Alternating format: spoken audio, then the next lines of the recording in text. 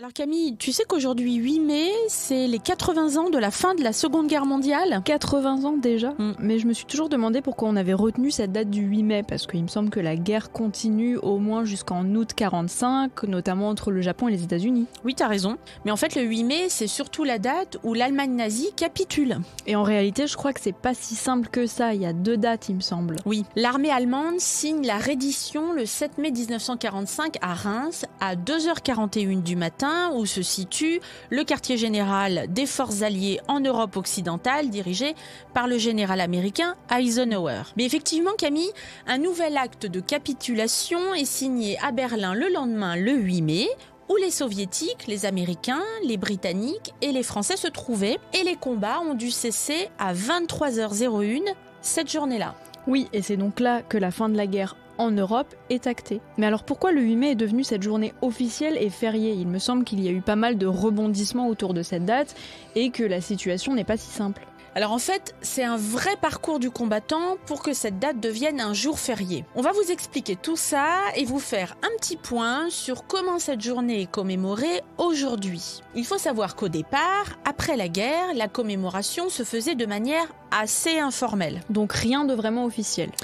En fait, c'est en 1946 qu'une première loi fixe la célébration de la victoire sur l'Allemagne nazie, mais sans en faire un jour férié. Et d'ailleurs, Stéphanie, la commémoration avait lieu chaque année si le 8 mai tombait un dimanche, et si c'était pas le cas, c'était le dimanche qui suivait. Et dans le même temps, le général de Gaulle, qui jugeait cette célébration trop internationale parce qu'elle risquait de ne pas assez prendre en compte le rôle des résistants français, préférait le 18 juin, qui commémore son célèbre appel de 1940 à continuer la lutte, ou alors le 25 août, date de la libération de Paris. Et il organise même sa propre commémoration dès juin 45 au Mont Valérien, là où plus d'1 millier d'otages et de résistants ont été exécutés par les nazis. Bon, mais finalement, en 1953, sous la pression des anciens combattants et résistants, le 8 mai devient un jour férié officiel, mais avec une complexité dans la formulation de la loi. Celle-ci parle d'armistice, alors qu'il n'y a pas eu d'armistice, mais bien une reddition sans condition de l'Allemagne. Cette formulation fait partie d'une volonté politique de marquer le début de la réconciliation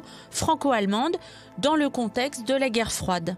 Et en 1959, un décret supprime ce jour férié, même si une commémoration est maintenue chaque 2e dimanche du mois de mai. Mais l'année suivante, le général de Gaulle inaugure le mémorial du Mont Valérien le 18 juin, ce qui marque un peu plus encore cette date comme la réelle célébration de la victoire contre l'Allemagne nazie, en particulier pour les gaullistes. Bref, vous l'aurez compris, la date du 8 mai comme journée de commémoration, elle a pas mal posé question. Elle a même été supprimée par le président Valéry Giscard d'Estaing en 1975, qui l'a remplacée par une journée de l'Europe. Mais on a un changement en 1980, et rassurez-vous, c'est bien le dernier, du moins pour l'instant, quand le président de la République François Mitterrand pérennise la commémoration du 8 mai et consacre la date comme fête légale fériée en l'intégrant au Code du travail pour honorer la fin de la Seconde Guerre mondiale et ses combattants.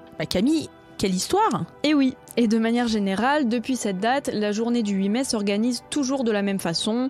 On prévoit des cérémonies officielles dans toutes les communes, souvent près du monument aux morts de la Première Guerre mondiale, où les noms des soldats tombés en 39-45 ont été ajoutés. On dépose des gerbes et on observe des minutes de silence. Et il y a des discours, mais pas que des discours officiels. Il y a aussi des lectures de lettres de combattants, de captifs ou de déportés. Et les textes lus ont des thèmes bien précis. La lutte pour la liberté, le sacrifice, la mémoire, les disparus, la lutte contre le totalitarisme. Oui, et à Paris, c'est encore plus solennel. La flamme du tombeau du soldat inconnu sous l'Arc de Triomphe est ravivée par le président de la République et les troupes militaires sont passées en revue. C'est un événement qui est devenu un rituel depuis François Mitterrand. Mais Camille, aujourd'hui, 80 ans après la fin de la guerre, quel est véritablement le sens du 8 mai, particulièrement pour les jeunes générations ? Alors c'est vrai qu'aujourd'hui, Stéphanie, la signification du 8 mai a évolué. Il commémore bien plus que la seule capitulation de l'Allemagne nazie, mais symbolise plus largement la lutte et les sacrifices pour la liberté et la démocratie.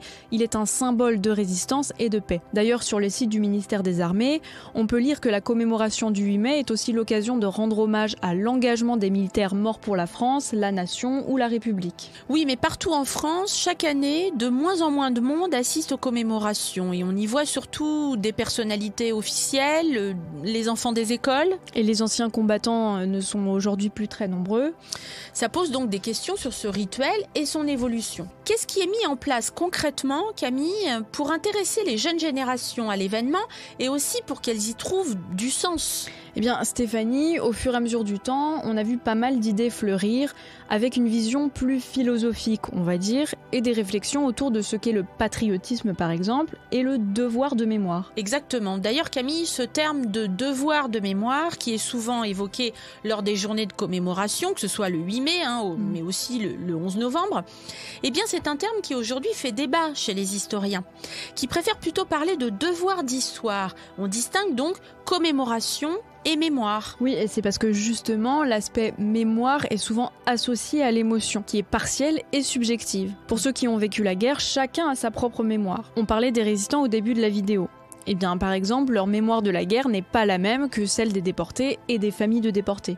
Et pour éviter cet écueil de tomber dans les mémoires individuelles, certains historiens comme Rémi Dalisson, par exemple, proposent de compléter ce devoir de mémoire par des analyses historiques qui viennent contextualiser et tendre vers l'objectivité et la compréhension de tous les points de vue. Et le but de cette idée, c'est surtout d'arriver à un consensus sur le sens et la scénographie des commémorations du 8 mai, pour rassembler plus de monde en intégrant tous les aspects de l'histoire de la guerre, pour permettre notamment aux jeunes de se l'approprier, mais aussi dans l'idée que le devoir de mémoire est aussi un devoir citoyen. Alors Camille, après tout ce chemin parcouru pour la reconnaissance du 8 mai, qu'est-ce qu'on peut en retenir ? Eh bien, le 8 mai évolue pour ne pas être simplement la commémoration de la guerre, mais bien une réflexion sur ce que la guerre nous a enseigné. La mémoire ne doit pas se figer dans le passé, elle doit nous pousser à réfléchir sur des problématiques plus actuelles. Et comme disait le poète Paul Éluard, il n'y a pas de liberté sans mémoire.